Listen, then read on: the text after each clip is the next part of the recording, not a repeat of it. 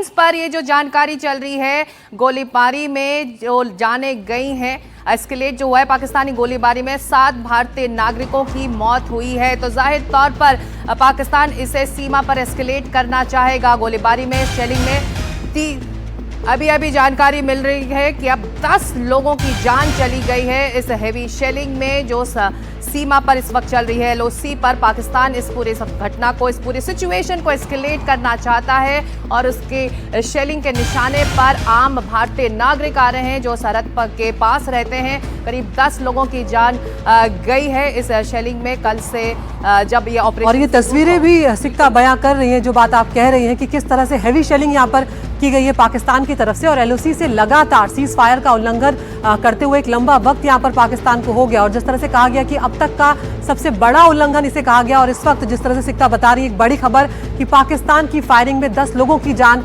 चली गई है, 30 से ज्यादा लोगों के यहाँ पर घायल होने की खबर आई है। उसके सबूत भी यहाँ पर नजर आ रहे हैं। जिस तरह से सीमा पार से पाकिस्तान लगातार एलओसी के पार से फायरिंग को अंजाम दे रहा है। कई घरों की दीवारों में बड़े बड़े छेद हो गए, शीशे टूट गए हैं, कई घरों को खासा नुकसान पहुंचा है और 10 लोगों की जान भी यहाँ पर चली गई है।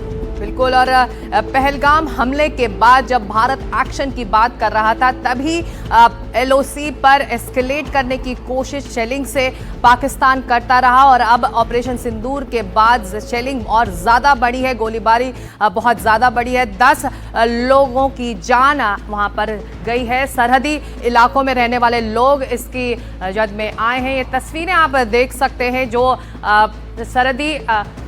सरहदी इलाकों से जो लोग रहते हैं जहां पर ये नुकसान पहुंचा है। ये बिल्डिंग्स हैं, तमाम हेवी शेलिंग, ये हेवी शेलिंग अदिति होगी तभी इतना बड़ा नुकसान आप देख सकते हैं। पूरी तरह से जो बिल्डिंग है वो नीचे आ गई है। और आप 10 लोगों की जान ये देखिए सिक्का, किसी के घर की छत यहाँ पर उड़ गई है। लोगों में कहीं ना कहीं एलओसी के आसपास के जो हमारे बसाहट है वहां पर लोगों में ये घर आप देख सकते हैं कि पूरी तरह से नेस्तनाबूत ये घर हो गया है।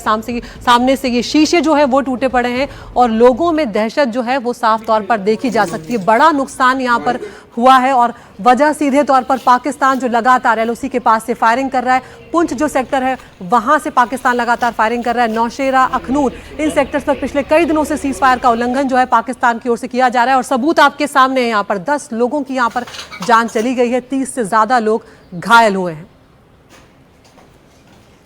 और सिर्फ पुंछ नहीं, राजौरी की तस्वीरें भी सामने आई हैं। बिल्कुल, ये राजौरी का इलाका है जो सटा हुआ है एलओसी से, जहां शेलिंग जब होती है वहां पर तब क्रॉस फायर में जो आम जनता है वो इसके निशाने पर आती है। राजौरी के कुछ घरों की तस्वीर है, देखिए कितनी हेवी शेलिंग हुई होगी कि पूरा घर ही बर्बाद हो गया है, तबाह हो गया है। जो बात हम लगातार अदिति चर्चा कर रहे हैं कि क्या पाकिस्तान चाहेगा कि सिचुएशन एस्केलेट हो, तमाम ये चीजें छोटी छोटी चीजें करके उकसाने की कोशिश है, ये आम जनता को पर नुकसान पहुंचाने की। और सिक्का, आपको याद होगा यही बात एनआईए की जांच में भी सामने आई थी कि सिर्फ ये जो पहलगाम में किया है यही तक नहीं है। यहाँ पर पाकिस्तान की कोशिश ये भी थी कि कुछ और घुसपैठ वो कराकर कुछ और इस तरह की घटनाओं को अंजाम दे। और ये अलग अलग तस्वीरें हमने आपको दिखाई, पुंछ की तस्वीरें हमने आपको दिखाई यहाँ पर, जहाँ पर आप देख सकते हैं कि एक घर जो है पूरा नेस्तनाबूद हो गया, गाड़ी जो है उसके पूरे शीशे यहाँ पर टूट गए हैं।